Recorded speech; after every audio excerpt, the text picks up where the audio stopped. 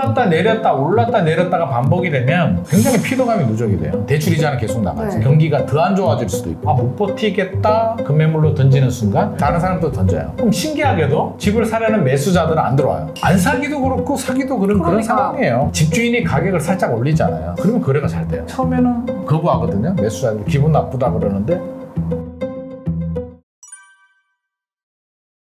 부동산 시장 최근에 좀 반등세를 보이고 있나요? 꾸준히 반등세를 보이고 있죠. 올 1월 이후부터 계속 상승세입니다. 오. 일단 부동산원 통계부터 보면은요. 일단 작년부터 최근 1년간 흐름을 보면은요. 작년 하반기부터 떨어져요. 이렇게 쭉 맞아요. 떨어지다가 12월, 1월이 바닥이에요. 우리 기억나시죠? 네. 1월에 둔촌주공 일변 구하기. 맞아요. 1.3 대책 나오면서 강남 3구, 용산구 빼고 이제 다 풀어줍니다. 반등하죠. 네. 급매물이 거래가 되면서 이제 쭉 올라갑니다. 실제로 통계 그래프가 그렇게 나와요. 부동산원 가가지고요. 주간 동향 보면 네. 1년치 그래프를 볼 수 있거든요. 저는 매주 확인하는데 보면 쭉 올라가는 게 보여요. 그래서 지금이 8월이잖아요. 네. 8월까지 계속 올라갑니다. 계속 올라가는 거는 사실이고요. 부동산 R124를 보면 회복합니다. 쭉 회복하는데 약간씩은 달라요. 추이는 비슷한데 지역마다 다르고요. 물론 조사기관의 표본에 따라 다르니까 부동산은 최근 주간 동향을 보면 뭐 서울이 0.09%까지 올랐고요. 뭐 수도권에 0.08% 뭐 이런데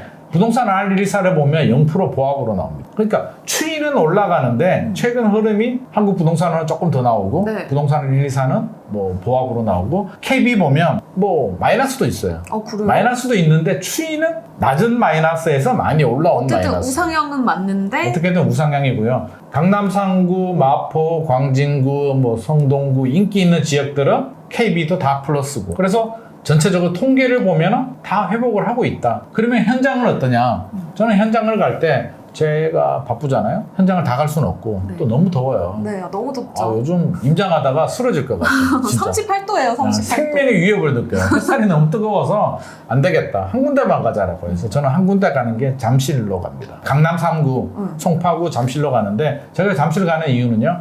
서초구 강남구는 그들만의 리그 같은 너무 잘났어. 네. 너무 돈 많은 사람들이 많아가지고 그걸 표본으로 잡아버리면 저는 그게 정확한 표본이 아니라고 봐요. 그러니까 서초구 강남구는 저는 빼버립니다. 그렇다고 해서 표본을 또 너무 낮게 잡으면 그것도 또 정확도가 떨어지거든요. 송파구 같은 경우는 강남 3구예요. 그러니까 전체적으로 보면 중산층 이상 상위권에 들어가는데 서초구 강남구처럼 그들만의 리그도 아니고요. 표본 수가 굉장히 풍부해요. 아파트 재건축을 해가지고 엘스, 리센츠, 파크리오, 뭐 레이크 팰리스 이런 아파트들만 해도 2만 세대 정도 되고 헬리오시티까지 하면 3만 세대 정도의 그쵸. 새 아파트 표본이 있기 때문에 저는 항상 보는데 이번에 저는 엘스 다녀왔어요. 엘스. 엘스, 잠실주공 1단지 재건축. 엘스가 세대수도 무지하게 큽니다. 뭐 4천 몇백 세대, 5천 몇백 세대 엄청 정도 돼. 크잖아요. 예.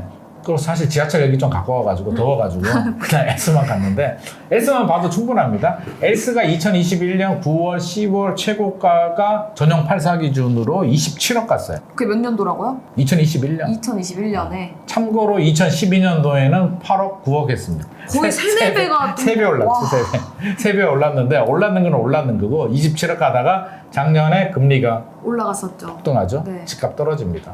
얼마까지 떨어졌을 것 같아요? 14억에서 17억 사이? 14억, 17억 사이는 헬리오시티고 아, 그래요? 엘스는 위치가 조금 더 좋기 때문에 한 18억대 정도. 아. 그러면 퍼센티지로 따지면은요 100% 기준에서 한 70%? 72%? 요 정도 수준까지 떨어졌다가 네. 제가 4월, 5월에도 임장을 한번 갔었거든요. 그때가 20억, 21억 정도 했어. 그래서 요 정도 수준이구나 했는데 최근에 가보니까요 23억 8천까지 많이 올라갔네요. 많이 올라갔어요. 그러면 퍼센티지로 따지면 100%에서 70%까지 떨어졌다가 거의 90% 가까이는 회복을 했습니다. 상당히 많이 회복했죠. 그러면 앞서서 부동산원, 부동산 R124, KB와 현장 분위기가 거의 일치합니다. 숫자 몇 개는 틀릴 수는 있는데 추이를 보면 이렇게 올라가는 추이기 때문에 회복세는 맞다. 하지만 보는 관점에 따라서 올 1월 대비 상승이라는 거고요. 2021년 가장 분위기 좋았을 때하고 비교해보면 여전히 낮은 수준인 건 그렇죠. 맞다. 그건 맞죠. 그리고 많이 떨어졌던 송도나 동탄 같은데 100% 기준에서는 거의 한 40% 정도 빠졌거든요. 최근에 또 회복세가 빠릅니다. 많이 회복했기 때문에 올해는 지금 분위기면 하락으로 전환되지는 않을 것 같아요. 하반기까지는. 하반기까지. 그러면 지금 바닥을 찍고 계속 올라가느냐, 바닥론이라고 하죠. 네. 바닥론이라는 얘기는 바닥을 찍고 이제 올라갈 일만 남았을 때 우리가 바닥이라고 하거든요. 올라는 가는데, 추이는 올라가는데요. 과연 바닥일까? 그럼 계속 올라갈까요? 그러면 엘스가 27억이 최고가라고 했죠. 지금 네. 23억 8천이죠. 네. 지금 분위기라면 24억, 25억까지는 갈 수 있어요.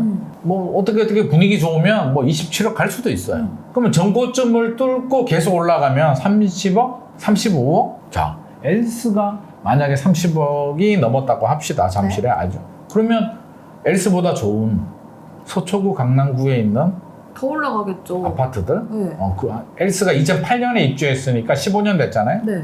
그러면 서초구 강남구에 있는 그런 아파트들은 새 아파트들, 개포 같은 경우는 새 아파트들이 지금 30억까지는 못 갔을 것 같아요. 원래 잘 나갈 때는 30억 가다가 지금 네. 뭐 27억, 28억 정도 가는 것 같고, 뭐 원벨리 너무 좋은 아파트죠. 지금 입주하고 있는 원벨리가 38억 몇 천에 최근 거래가 됐었고요.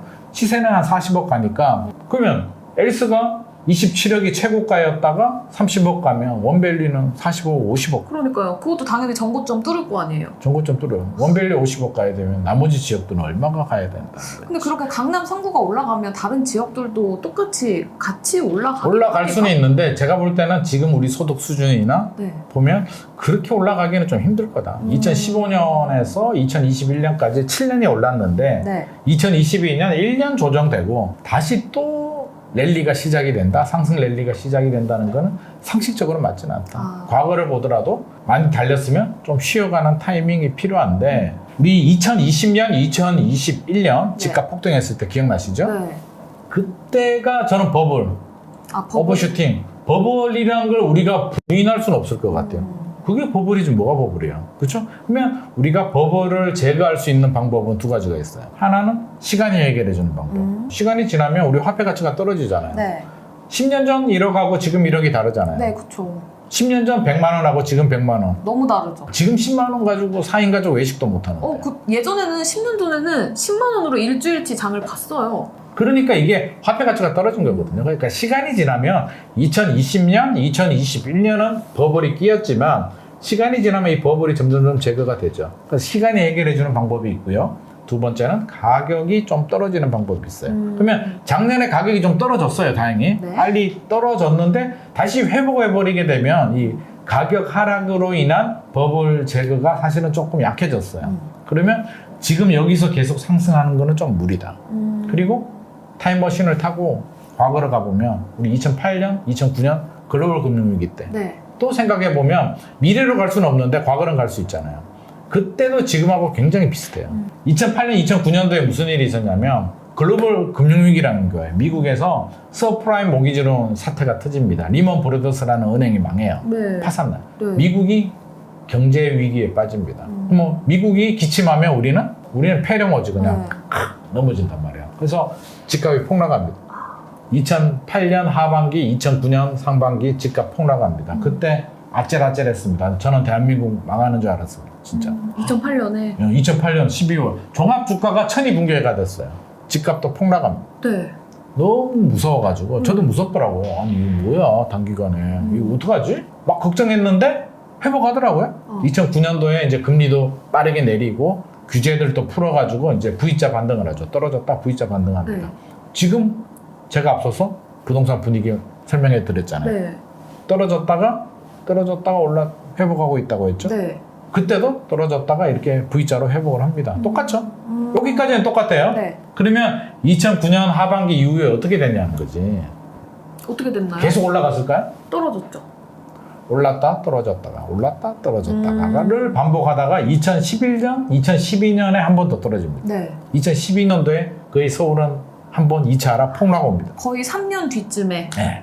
그러면 이게 3년이 될지 2년이 될지 1년이 될지는 사실은 모르지만 그쵸. 저는 그런 게 한 번 오면 그 다음에 이제 진짜 상승으로 가지 않을까. 그때는 찐반등이 올 수도 있다. 이게 줄다리기 게임이거든요. 아파트는. 맞아요. 부동산 또 상가, 꼬마 빌딩 뭐 이런 거 빼고 아파트만 보면은요 그냥 심리예요. 집주인들 매도자하고요 집을 사려는 매수자들이 줄다리기 게임이란 말이에요. 맞아요. 눈치 보는 거죠. 으쌰 줄다리기 게임에서 지는 순간 돈이 몇 억이 날아갑니다. 집주인이 이기면 집을 사려는 매수자들이 돈을 더 내야 되지. 그쵸. 집값 올리니까. 네. 반대로 집을 사려는 매수자들이 이기면 집주인들이 집값을 깎아줘야 돼요. 그쵸. 서로 지고 싶지도 않고요. 져서도 안 되는 게임이에요. 왜? 돈이 그냥 왔다 갔다 하는데. 그럼요. 몇 억씩 왔다 갔다 하는. 목숨 걸고 당깁니다. 목숨 걸고 당기는데 작년에는 금리가 가파르게 오르니까 집주인이 순간 한 번 넘어졌어요. 그러다가 정신 차렸죠. 금리 별거 아니네? 규제도 이렇게 풀렸는데 급매물 소화가 되네? 다시 끈을 잡고 당깁니다. 매수자들이 따라갈까 말까 하다가 지금 계속 따라오고 있어요. 네. 이제 고민에 빠지죠. 경기도 안 좋은데? 그러니까요. 집값도 여전히 비싼데? 금리도 한 번 더 올릴 것 같고. 미국이. 금리도 미국이 올릴 것 같은데? 내려가지도 않았는데? 왜 우리가 계속 따라가야 되지라는 지금 생각을 계속 하고 있어요. 그러니까 제가 회복을 하고 있다라고 하는데요. 이게 구간의 그 증감률을 보면 점점 둔화되고 있는 건 있어요. 거래량을 보더라도 네. 서울 아파트 거래량을 보면 작년 12월이 835건인가? 올 1월이 1,400 몇 건이었고요. 네. 2월이 2,400건, 3월이 2,900 몇십 건, 4월이 뭐 3,100건이었나? 계속 올라가고 있었는데. 올라는 간데 이제 추이가 70% 늘어났다가 점점 줄어들어서 5월이 3,300건인가? 그랬고 6월 통계를 보니까 3,800건에서 4,000건까지. 네. 그러니까 늘어나긴 하는데 점점 좀 둔화되는 느낌이 있어서 매수자들이 무조건 따라가지는 않는다. 그러니까 상반기에 좀 더 오를 수는 있는데 폭등하기는 어렵겠다. 왜? 매수자들이 엘스 27억이 최고점인데 여기서 내가 따라가도 될까? 생각해 보세요. 최고점 27억인데 지금 23억 8천이죠? 네. 24억이라고 쳐봐요. 취득세 내야 되죠. 네. 대출이자 내야지. 네. 재산세 내지. 종부세도 내야지. 팔 때 양도 차익에 대해서 또 양도세도 냅니다. 그렇죠. 그러면 24억에 사서 27억 최고가 간다라고 쳐도 3억 남죠? 다 떼. 이자 떼고 취득세 떼고 뭐 나중에 양도세 떼버리면 실제로 1억 버나? 이게 다 과연 떼가면 투자를 잘 한 걸까? 그쵸? 24억 투자해가지고 1억 버는 게 과연 잘한 투자일까? 라는 생각을 안 할 수는 없죠. 그렇죠. 물론 자금이 되고 장기 실거주 목적으로 하시는 분들이야 하셔도 되겠지만 왜? 뭐 장기적으로는 올라가요. 어차피 화폐 가치에 따른 인플레이션에 따른 화폐 가치 하락이 되고 뭐 경제가 죽지 않는 이상 장기적으로는 가는데 지금 흐름을 보면 매수자들이 무조건 따라가지는 않을 거다. 그러면 올해는 크게 조정되지는 않겠는데 뭐 내년에는 또 어떤 변수가 있을지에 따라서 또 계속 폭등? 계속 상승만 하기는 좀 어렵지 않나 싶습니다. 그럼 올 하반기까지 변수가 따로 있을까요? 금리가 첫 번째 변수고요. 두 번째가 부동산 정책이고 세 번째가 전세거든요. 작년에 집값 떨어졌을 때가 사실 전세 가격이 떨어졌어요. 전세가 매매보다 더 많이 떨어졌어요. 그러면서 전세가 폭락하면서 어떻게 보면 집값을 자꾸 내려버린 거거든요. 네. 일단 금리부터 한번 볼까요? 네. 그래도 한 번 0.25 정도는 한 번 더 올리지 않을까. 그런 예상이 좀 지배적이긴 하죠. 네. 한 번 정도. 저도 그렇게 생각합니다. 한 번 정도는 더 올릴 수도 있겠다. 지금 금융 쪽에서도 미국 금융 쪽에서도 이제 그렇게 보고 있답니다. 0.25 정도는 더 올릴 수도 있겠지만 더 이상은 못 올린다. 미국이 기준금리가 6% 이상 되면 미국이 채권을 엄청나게 발행했잖아요. 네. 감당이 안 된다. 미국이 감당이 안 된다. 금리 더 올라가면 미국이 한마디로 디폴트 정도 갈 수... 왜? 채권을 그렇게 발행했는데 금리 올라가면 그거 어떻게 감당할 거야. 그러니까 미국이 사실상 더 금리를 올리기는 미국이 못 올린다.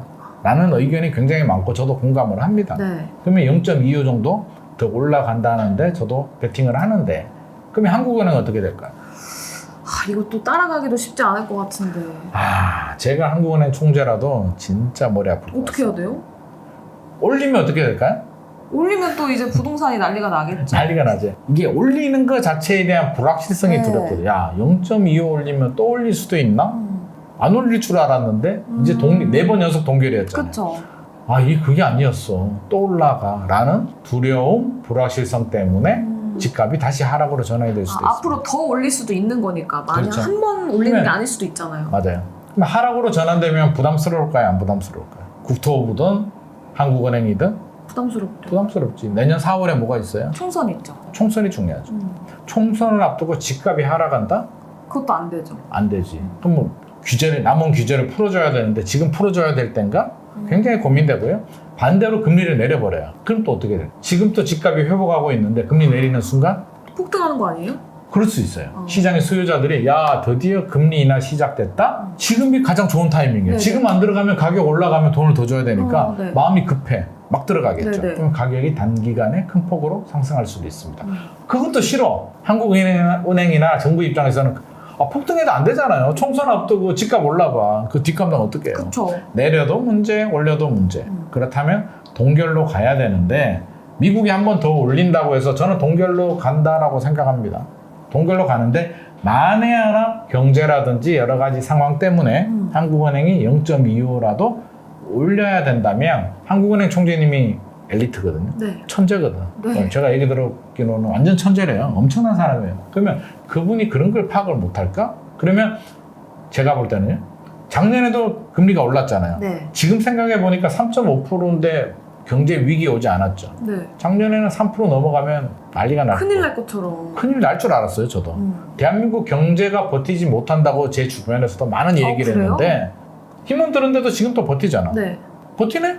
근데 0.2 올리면 못 버티고 넘어질까요? 그럴 가능성이 또. 그렇진 않잖아요. 그러니까요. 0.25 때문에 넘어지고 안 넘어지고가 결정나진 않을 거예요. 3도 버텼는데. 작년에 생각해보면 이게 속도가 너무 빨리 올라가서 속도 때문에 우리가 두려움, 공포가 패닉이 오면서 이제 문제가 된 거거든요. 그러면 제가 한국은행 총재면 0.25 올려야 되는 상황이 만약에 발생하면 그런 시그널을 좀 줄 것 같아요. 걱정하지 마라.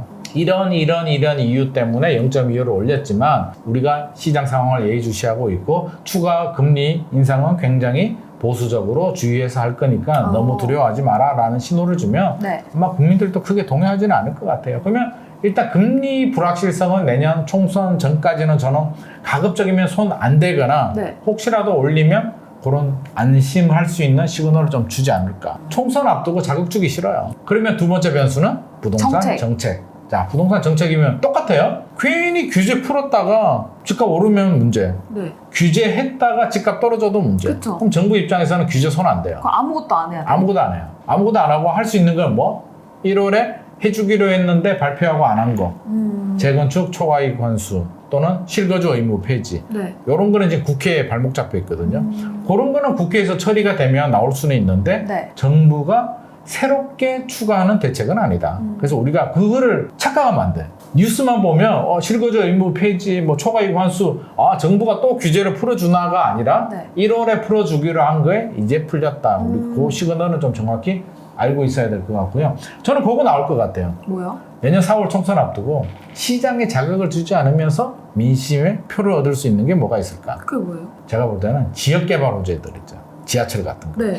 예를 들어서 김포나 인천, 금당 같은 경우는 지금 지하철 5호선 때문에 굉장히 지역 이슈거든요.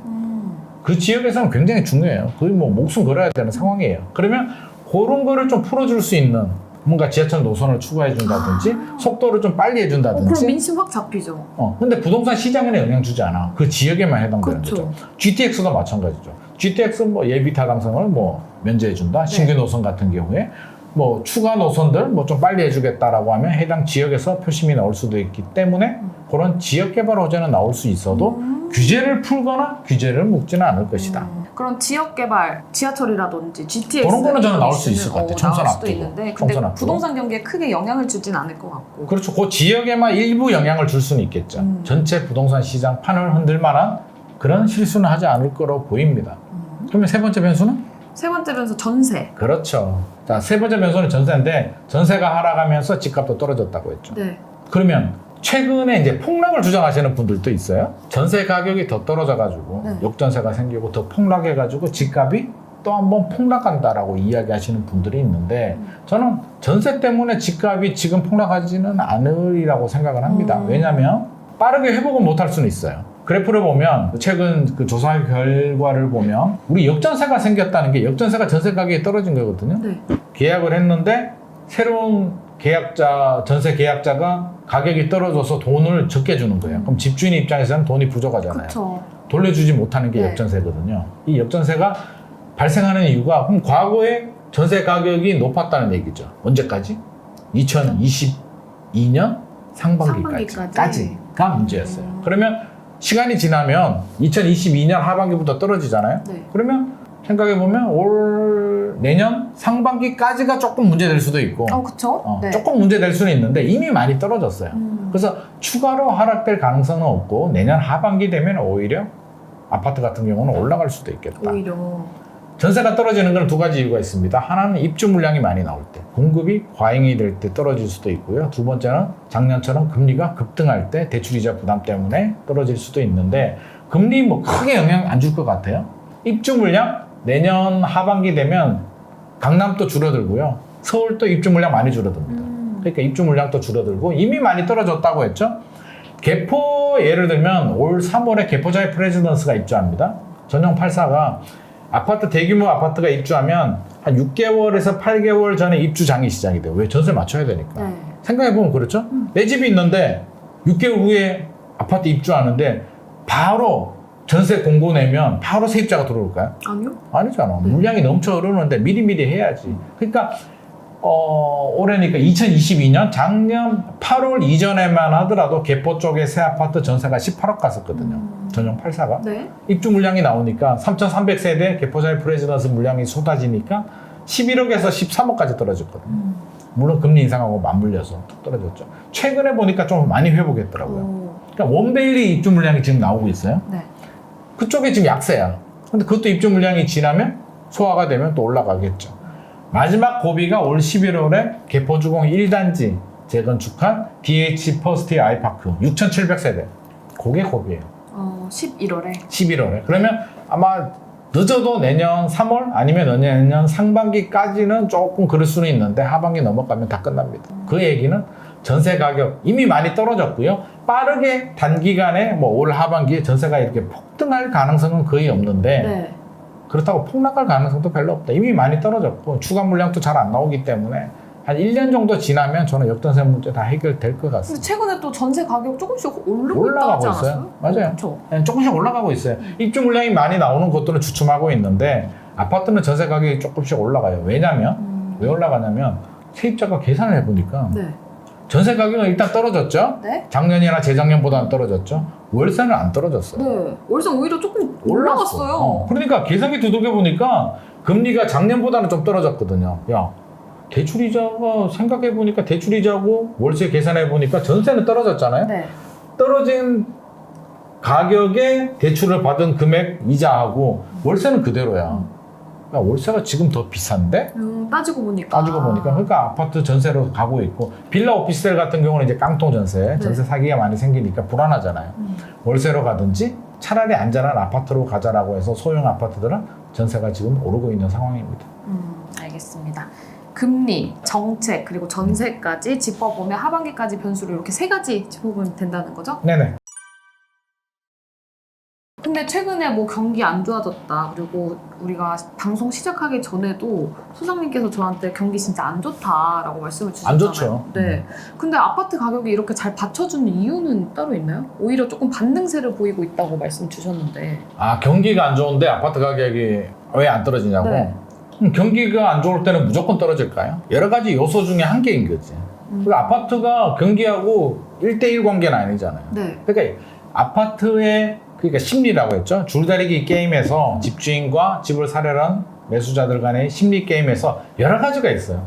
경기도 있고 입주 물량도 있고 뭐 부동산 정책도 있고 금리도 있고 또 부동산 시장 흐름도 있고 오버슈팅 됐는지 버블 여부도 있고 여러 가지가 있는데 네. 단순히 경기만 어렵다고 집값이 폭락하지는 않습니다. 그래서 그 전체적으로 봐야 되고요. 앞서도 제가 말씀드렸듯이 심리 게임인데 집주인들은 집주인 입장에서 생각을 해보자고요. 집주인은 비싸게 팔고 싶죠? 비싸게도 팔고 싶고 이제 1차 고비는 끝났어. 작년에 무서워 죽을 줄 알았는데 안 죽고 살아남고 급매물이 소화가 되고 23억 8천 하던 엘스가 전용 84가 18억까지 떨어졌다가 23억 8천까지 올라왔는데 지금 굳이 또 급매물로 팔아야 되냐고.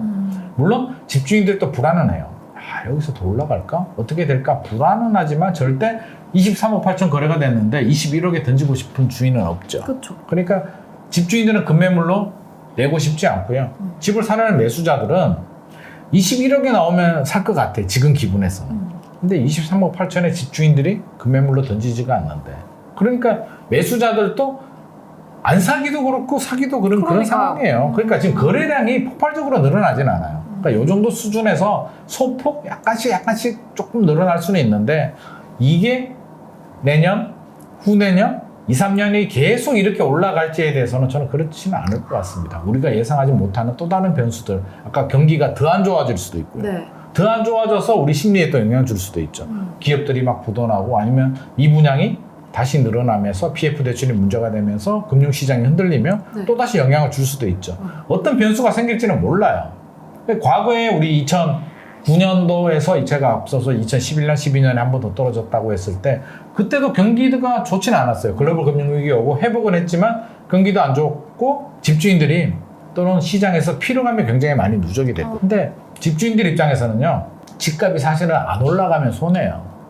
그쵸. 대출이자 내고 네. 취득세 내고 집값은 재산세 올라가야죠. 내고 집주인 입장에서는. 그럼 올랐다 내렸다가 반복이 되면 굉장히 피로감이 누적이 돼요. 대출이자는 계속 나가지. 네. 저도 그 당시에 그랬어요. 오를만 하면 또 조정이 되더라고. 이게 뭐지? 이렇게 저항에 막히는 기분. 또 살짝 올라요? 이제 됐구나. 희망을 가지는데 또 막혀. 이거 안 되나? 어떡하지? 막 짜증이 나요. 대출이자는 계속 나오고 또 주변에서 막 배우자들은 또 막 공격을 내가 사지 말자고 했지.